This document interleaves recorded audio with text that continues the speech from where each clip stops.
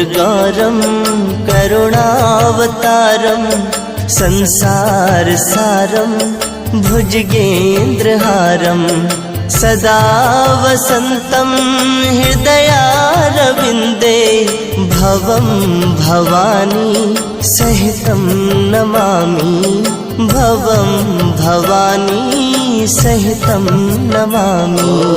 कर्पूरगौरं करुणावतारं संसारसारं भुजगेन्द्रहारं सदा वसन्तं हृदयारविन्दे भवं भवानी सहितं नमामि भवं भवानी सहितं नमामि।